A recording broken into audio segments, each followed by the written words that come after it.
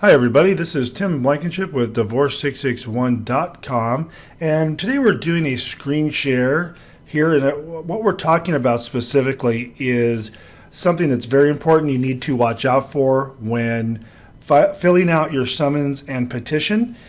This boils down to this: the name you use for either the petitioner or the respondent on your summons and petition specifically, and all forms moving forward in your divorce need to be the same.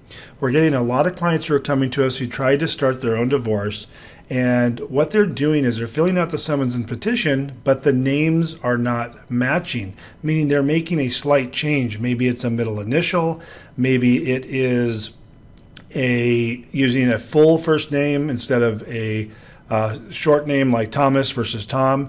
And the problem with that is this will be one of the biggest errors you can make, because when you file your divorce papers, the summons and petition, these are the first documents you file. Nobody's reviewing these. No one's going to verify and make sure you did this right.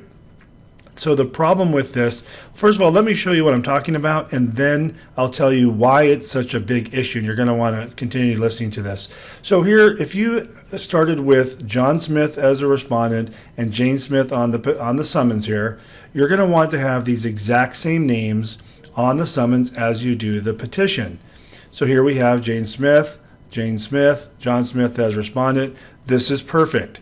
What we're finding is clients are coming to us because they are trying to do their own case, and they're getting their cases rejected because the names on the summons and petition don't match. And the first time that this will be an issue, when you'll find out, is not when you file this. So I'll give you an example. Let's say you as petitioner are actually Jane T. Smith, okay, and you put Jane T. Smith on the petitioner here, but on the summons you have Jane Smith.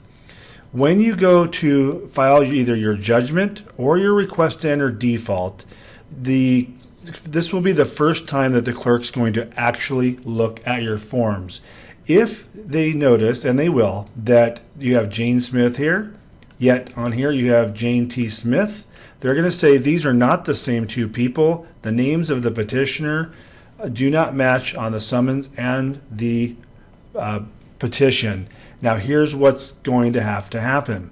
No matter where you are at in your case, if you just did this and then you noticed it, because the court's not going to tell you, if you filed your request to enter default, or you filed your judgment, when your case gets rejected, and it will for this reason alone, you are going to have to do the following. You're going to have to refile your summons and petition. You're going to have to mark the amended box, and you're going to have to correct the name here. And you're going to have to refile this, and then guess what? You're going to have to reserve this. So if it's by mail or by personal service, it has to be reserved. Then guess what? Remember that 30 days that you had to go by before you could submit your request to enter default or your judgment?